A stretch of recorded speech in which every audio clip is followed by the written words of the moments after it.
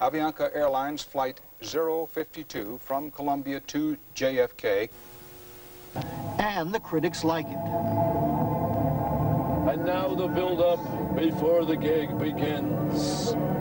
The press conference first, and then the gig itself. They've already played a few cities in Europe, and they've begun a cross-country U.S. tour to promote the new album. And if things work out, to re-establish Paul McCartney as a major force in pop music for the 1990s. Big Mac truck. Big Mac truck. Here we are, guys. Tense up. There it is. There it goes. McCartney's new release, Flowers in the Dirt, has already gone gold.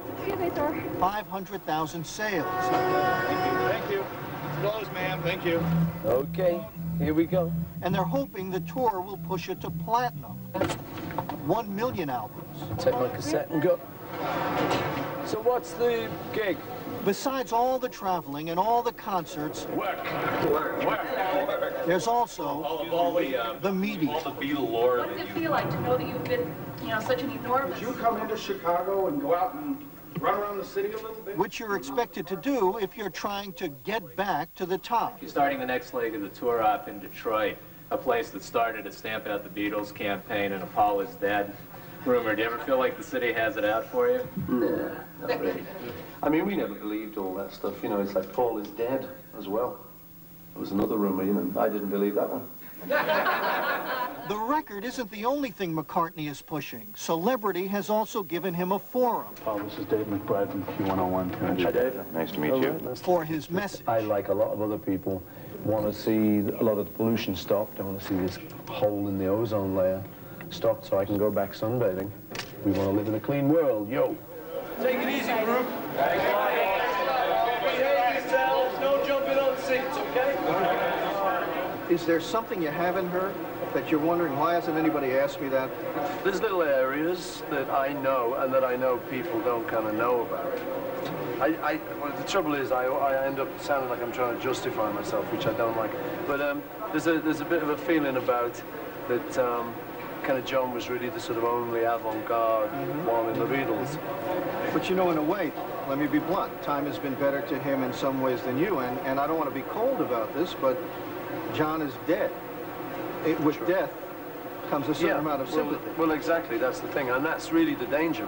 And I think, John would be the first person to not say he was the only guy in the Beatles or he was the major talent. I never ever heard him suggest that to anyone. Well, it's been... But as you say, when a person dies, they tend to get martyred. Does it bother you? I've seen one or two things that have kind of said, John was the Beatles, and these other guys just backed him up. That bothers me, because it's just not true. Certainly all the stuff I sing tonight, John didn't really have much of a hand in. I pretty much got to leave that for people to find out. If I start coming on heavy and trying to say, hey, I was just as important as John was, it's very unseemly. With death, in some cases, comes martyrdom. Comes a sort of eulogy, yeah, which is good. I mean, why not? He was a great guy. As he said himself, if there's such a thing as a genius, I am one. Hey, guy, closed up. Hi, all right, David, all right, yeah. I'll see you in a bit. We're going to do a sound check, right?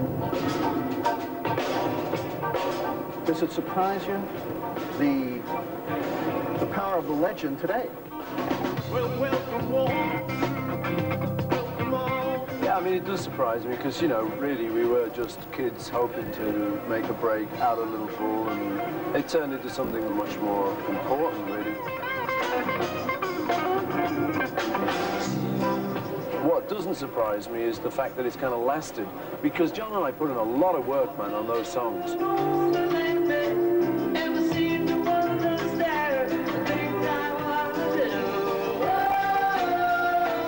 I mean, we were really, really keen to emulate the songwriters that we loved.